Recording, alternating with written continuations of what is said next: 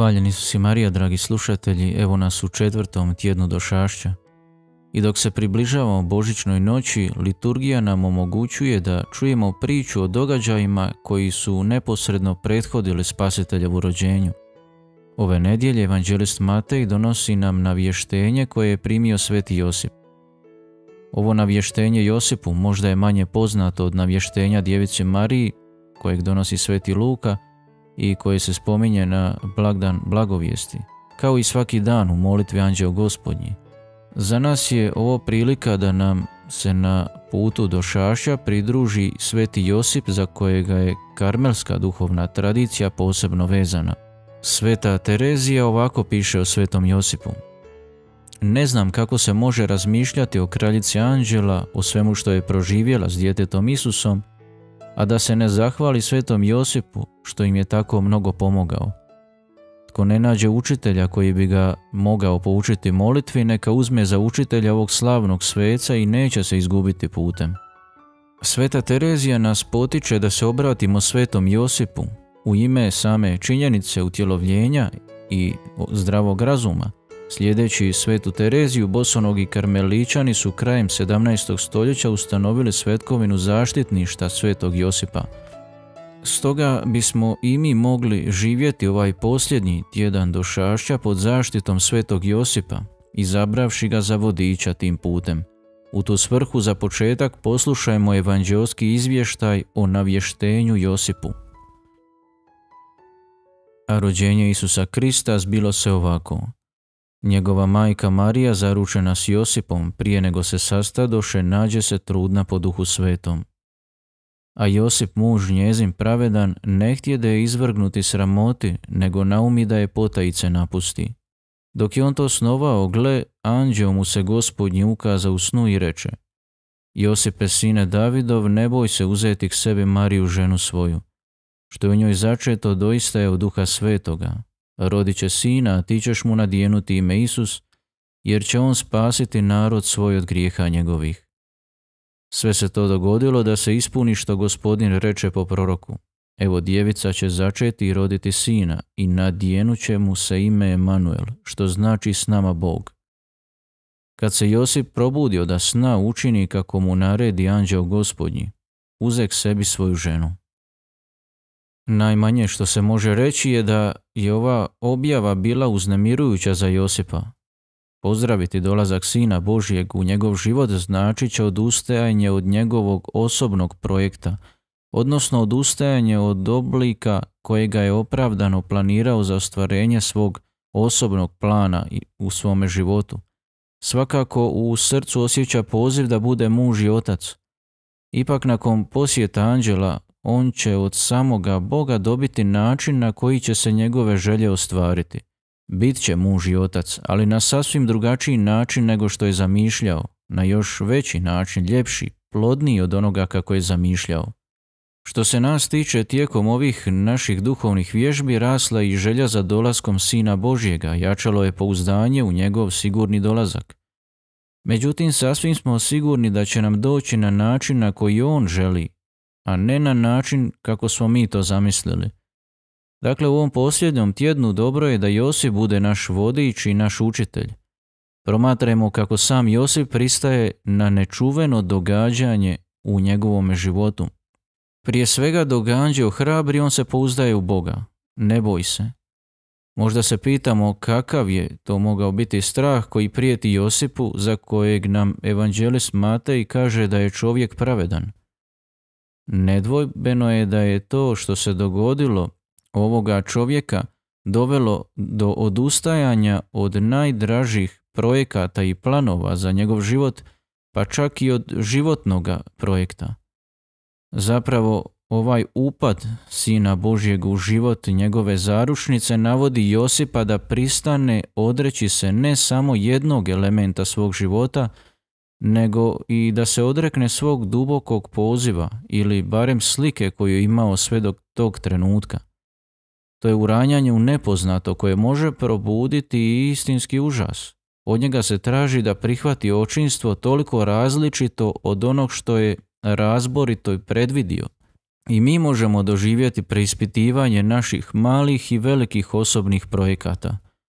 Očigledno je da je važno biti odgovoran akter u svome životu, ne dopustiti da nas događaji poljuljaju, ali kad se u našim životima pojavi neočekivano, Josip nas poziva da se ne bojimo, da vjerujemo, kako bismo mogli prihvatiti Božji plan ljubavi, čak i u onome što nismo predvidjeli.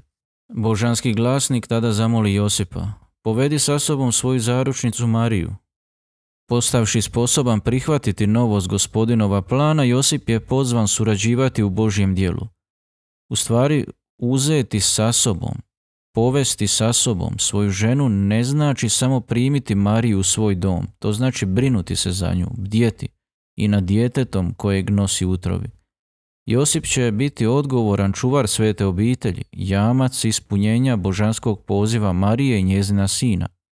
I mi smo kroz ponekad zbunjujuće okolnosti naših života pozvani otkriti kako ćemo sudjelovati u rastu kraljevstva Božjega u svijetu, kako ćemo podržati svoju braću i sestre da rastu u ispunjavanju vlastitog poziva. Josip nam pokazuje put istinske ljubavi prema bližnjemu. Uz razboritost i pronicljivost u naše srce, u našu molitvu, brižnost našeg djelovanja, staviti ovu brigu za odnos drugih s Bogom. Na posljedku Sveti Matej nam kaže da je Josip nakon što se probudio učinio kako mu je zapovjedio anđeo Gospodnji.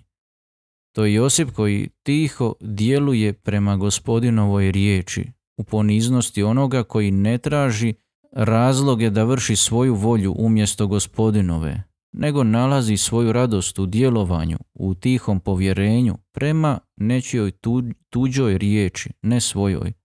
I sve je to vrlo dobro, ali kako ćemo mi učiniti ono što Gospodin očekuje od nas? U kojem snu ćemo čuti glas anđela koji će nam reći kojim putem da idemo? Krenimo, budimo budni, nismo ništa manje vrijedni od svetog Josipa. Istina, ne nosimo dijete Isusa u naručju kao Josip, ali primamo euharistijsko tijelo Kristovo u svoje ruke. Ne slušamo glas anđela u snu, nego slušamo riječ Božju u tišini svoje molitve. I to je dosta, jer ustajemo i činimo ono što Gospodin od nas očekuje.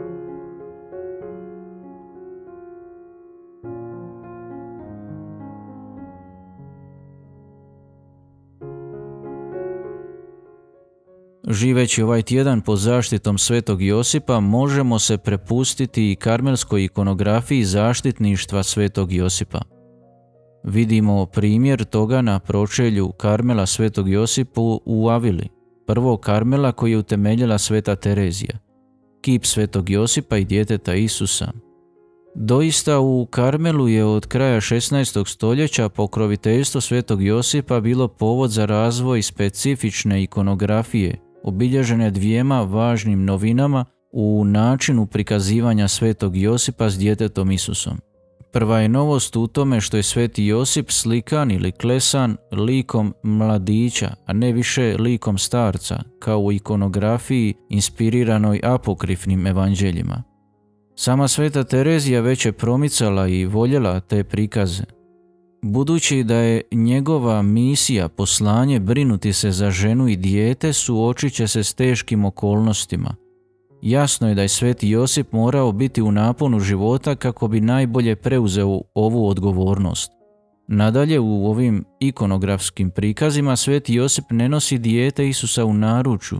Josip je dakle onaj koji uči to dijete hodati, onaj koji pazi na njegove prve korake i spreman je podići ga kad padne. On je onaj koji se čudi i raduje njegovu rastu i vidi ga kako postaje samostalno, autonomno, onaj koji će ga moći ostaviti da ide svojim putem. No svakako ovom slikom Josip nam ne pokazuje samo da se brine za dijete, nego i kako on živi u Isusovoj prisutnosti, stavljajući se pod Isusovo vodstvo.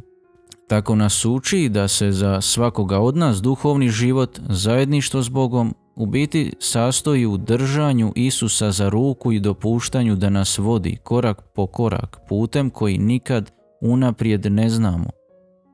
Živjeti u Isusovoj prisutnosti, hodati ruku pod ruku s Isusom poput svetog Josipa i slijedeći njegov primjer pod njegovom zaštitom, s povjerenjem u put kojim nas sam Isus vodi, očito nije lijepa bukolička slika. To je put vjere, i to vjere koja njegovu ljubav svjedoči više svojim djelima nego velikim osjećajima. Kako ističe Papa Franjo, u Svetom Josipu vidimo odraz, uzor i zaštitnika svih oni koji se čine skriveni u drugom redu, ali koji igraju neusporedivu ulogu u povijesti spasenja, budući da je on čovjek koji ostaje nezapažen, čovjek svakodnevne prisutnosti, diskretan i skriven. U tom svojstvu Sveti Josip nas na izniman način u sjeni podsjeća da je svetost na koju smo pozvani prije svega ona svetost koju je Papa Franjo nazvao svetošću u susjedstvu. To je svetost poniznog vršenja naših dužnosti, naših malih i velikih obveza, svetost pažnje prema drugima, osobito najmanjima i najkrhkijima u svakodnevnom životu, tamo gdje jesmo, a ne kamo sanjamo ići. Svetost hrabrosti i ustrajnosti, kreativnosti u kriznim vremenima. To je svetost života u Božjoj prisutnosti, kroz trpljivo, vjerujuće slušanje Božje riječi, te ponizno i odlučno provođenje poziva primljenih od Boga, poput Josipa koji je, kad se probudio iz sna, učinio kako mu je zapovjedio anđeo Gospodnji. I sad je red na nas. Tijekom ovog tjedna možemo pratiti sljedeće tragove. Paziti na male usluge koje mogu učiniti ljudima koje susrećem, onima koji su mi najbliži ili čak onima s kojima se slučajno susrećem. Čineći te sitnice za njih, sijem i žanjem nešto od božićne radosti. Zatim pokušati prepoznati pozornost koju dobivam. Ništa nije trivijalno, sve te male geste odjek su Božje ruke koja se brine za mene. Ponekad, suočeni sa dezorijentirajućom ili neočekivanom situacijom, molimo za milost da prepoznamo na kakvu nas otvorenost to možda poziva. Nije stvar u prihvaćanju neprihvatljivih stvari, već u volji slobodno promijeniti način na koji gledam na stvari, na događaje, na ljude, da gledam šire. Možda to već i osjećamo. Djetešce iz jaslica već se približava i pruža ruku. Isti Gospodin koji nas poziva da s radošću pripravimo njegov Božić, neka nas nađe budne u molitvi, radosne u slavljenju. Sretna vam priprava za Božić.